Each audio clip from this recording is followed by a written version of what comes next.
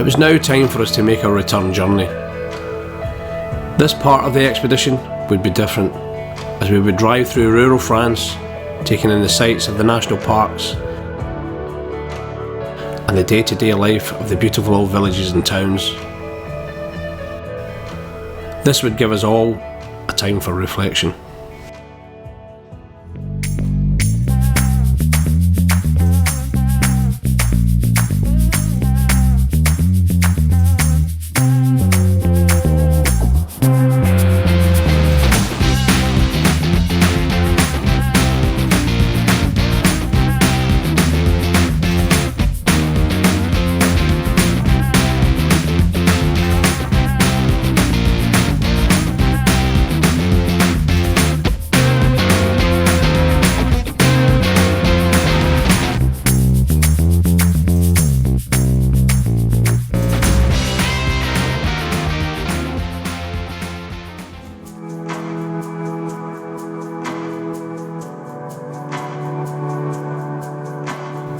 Over the next 2 days, we made our way north through rural France, making sure to keep off any major roads, travelling through stunning countryside, making our way ever north towards Normandy to take in some of the sights of the Normandy beach landings and the sacrifices of a generation that has made it possible for us to be here right now.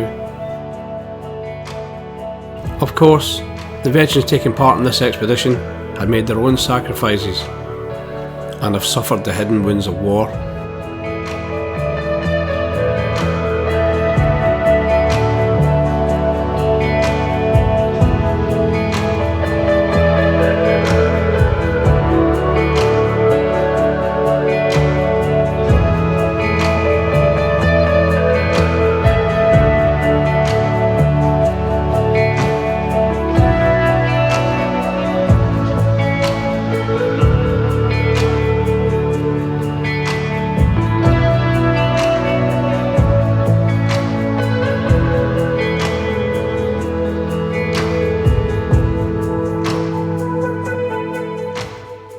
So we're now heading north. We left at Argelès-sur-Mer this morning, and we headed up the coastline towards Narbonne, and then we basically hung a left and we are going up through the national park. We're now in the process of driving through Haute Languedoc. Beautiful scenery again, lots of vineyards, lots of mountains. We're now started climbing again, so we get a bit overheating problem again as soon as we start climbing. But it's a beautiful drive, if I'm honest. The sun's really shining, really warm, but a beautiful drive. We'll just let the engines cool down now and then we'll carry on.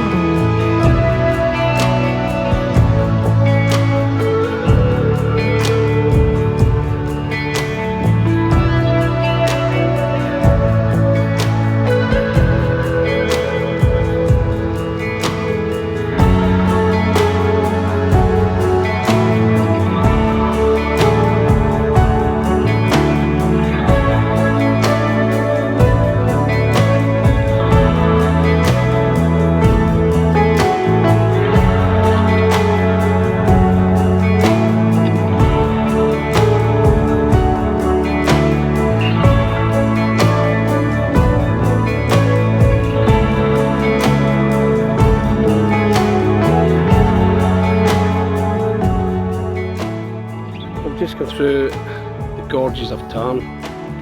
Absolutely stunning villages and scenery. We just come up another pretty steep hill coming out of the gorge, and obviously the vehicles are struggling. It's 35 degrees heat. They're starting to struggle on the hills. Well, one vehicle's starting to struggle on the hills. Well, not even starting, it's been struggling the whole way through. But today's particularly hot. This is the hottest day since we've been out.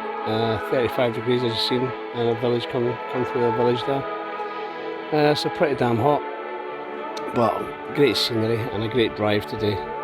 Some stunning countryside. Right from start, coming across the Med up to Narbonne and all the way up to here, it's just been absolutely stunning.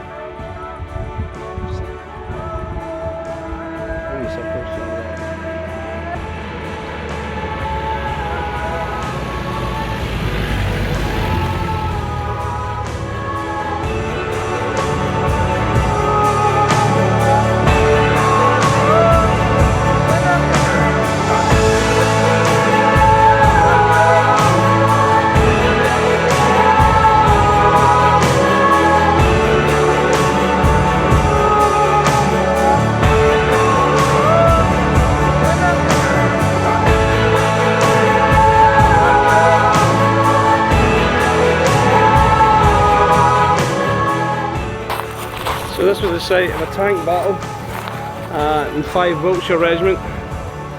They get kind of decimated here, but the Hussars, this is their memorial. I think it's the 14th, 18th or 15th, 18th.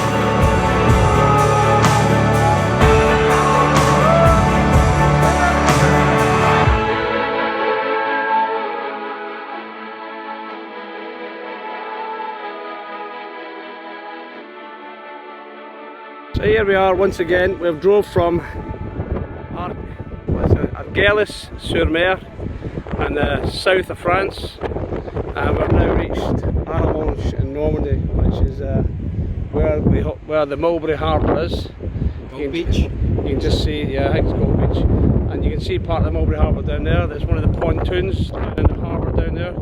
There's Overland, Royal Engineers Memorial. Memorial statue is just there and part of the bridge. I know it's really windy today, but we've had sun the whole way up the last 3 days. It took us to get here. Quite humbling always.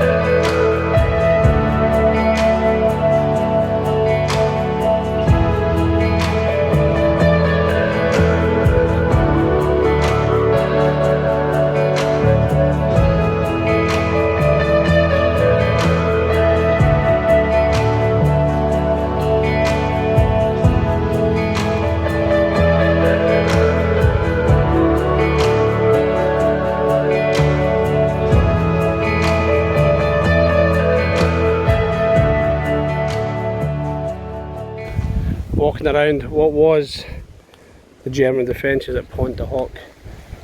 And it's not until you get here, I mean I've read about Pointe du Hoc, it's not until you get here you realise what a feat it was for the US Rangers to take this place. There's just one of the massive gun emplacements with ammunition stores all around it.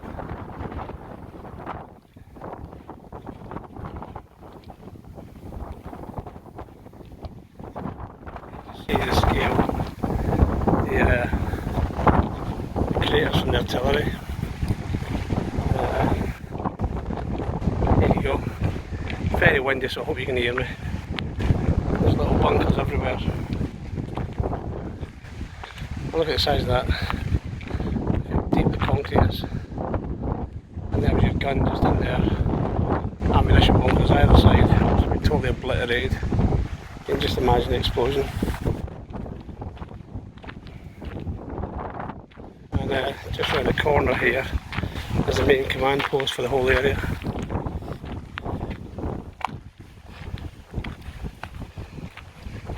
Obviously a lot of this has been flattened out over the years with sand, and but these would have been firing points as well.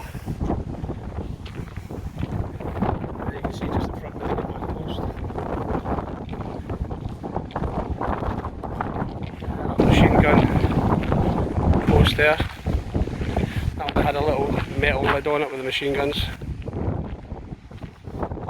So apparently there was only about, I think it was 225 US Rangers, specially trained to take this place. And when you see it, just and to scale the cliffs, then fight all the time. The Germans were hitting them with grenades and firing down at them. How they even survived on the cliffs, I don't know. But the Germans never believed that they were going to scale the cliffs, so a lot of the guns were facing inwards rather than outwards. And then the creators actually helped the Rangers and give them some form of protection. But there's a command bunker there. See the size of that. Omaha is just to the right, and Utah Beach to the left. So 300,000 troops on Omaha, and 225 here. And it turns out, after bombing raid, we wrecked one of the guns. All the other guns had been moved. So in reality, there was no guns here for them to take, just a battery, or none of the large guns.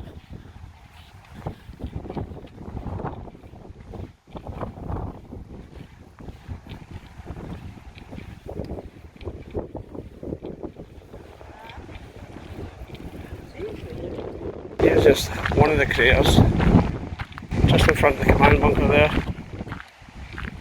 You can see right through the back of the command bunker. And there's a massive crater, same size as this one, right behind. They must have thought it was a lucky day, getting missed. But if you just look at front here, at the craters, and the whole area is riddled by craters, fired up by some of the ships offshore. USS Texas being one of them, can't remember the name of the others.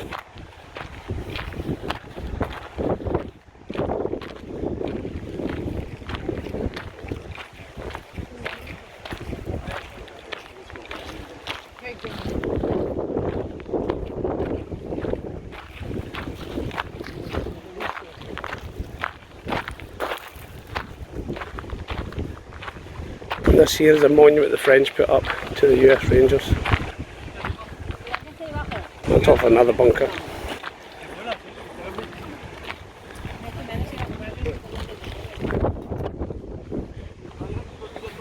Just going to take you inside the bunker so you can have a look at what that's like.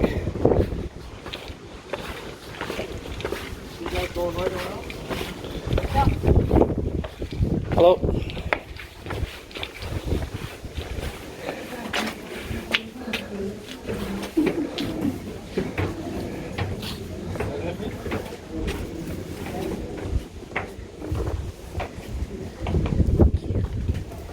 Oi. You. Past you.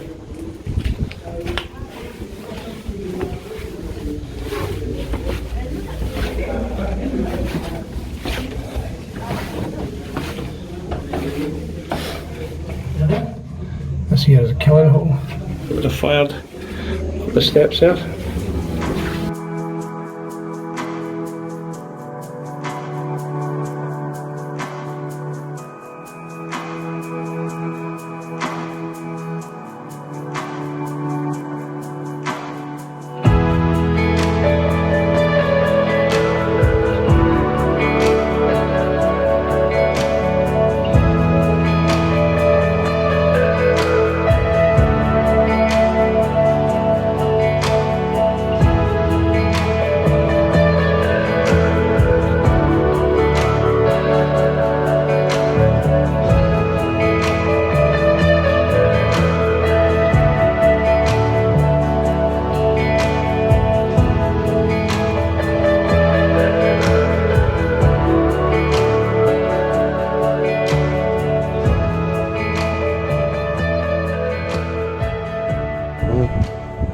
Okay, over the last few days of our expedition, come to Normandy after a long drive.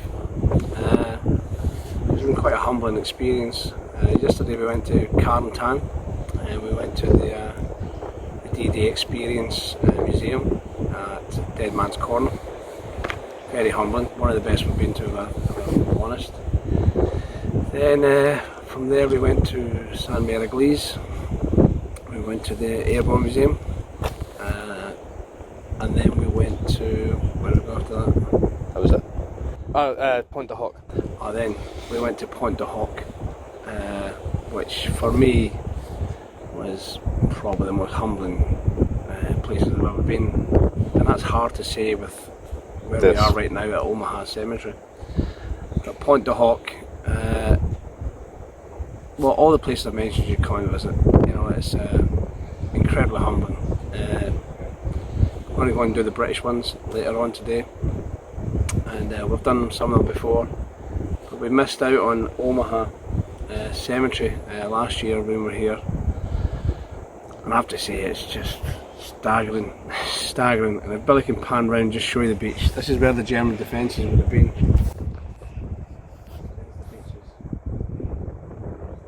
You can imagine gun emplacements stood up here. It's just a total turkey shit, you know, like yeah. You can't fathom it. You can't even fathom the bravery of the guys that actually stormed this place. Yeah. Sadly, many of them are laid behind us. I think there's 23,000 in here, I think, or something like that. I think, and it's incredibly humbling. I think there's another 19,000 on the memorial walls. Yeah, who were unidentified. Yeah. And I have to say, it's a beautiful cemetery, which is a horrible thing to say. Like, cemeteries, you know, like the British and the American war cemeteries are just exceptional. Like the Americans obviously do it in a grand way.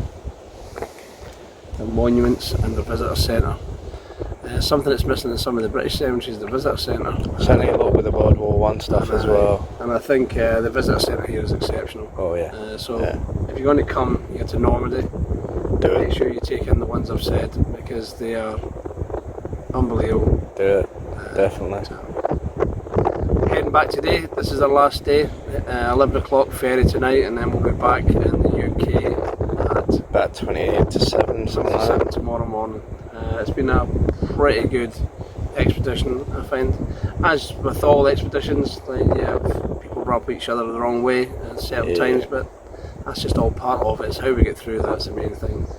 The main thing is we're all together, and we're all heading back tonight together, and it's been a pretty good expedition. And what a place to end it.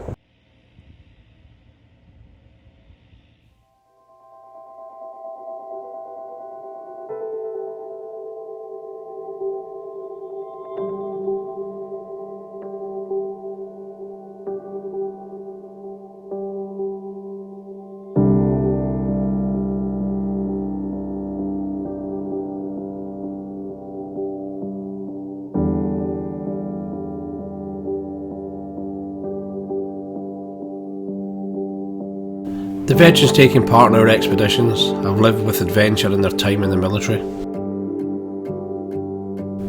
and much of what they experienced changed them significantly.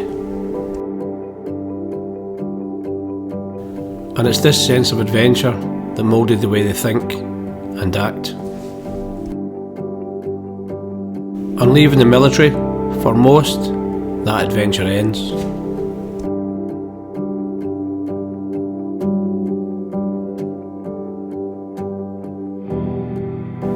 As veterans, many of us dream of adventure, and for most of us, we have to look back to find those memories, as new adventure seems hard to obtain.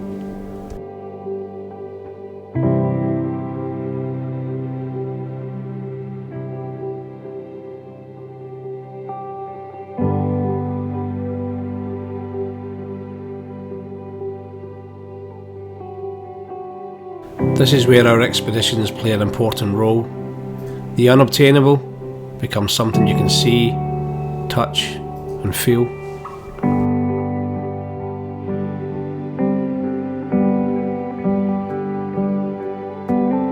It's important that to move forward, we have to remember where we've been in order to find out where we're going.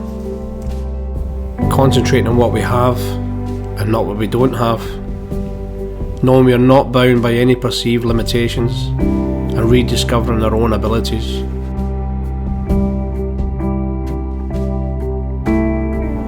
Allowing ourselves to once more feel alive.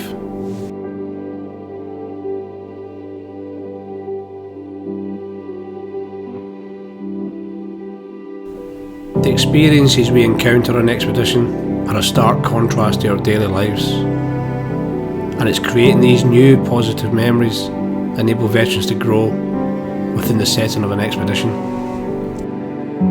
And it's this growth that gives us a sense of rediscovering self, to remember who we are and our place in the world, and how we can change how we think.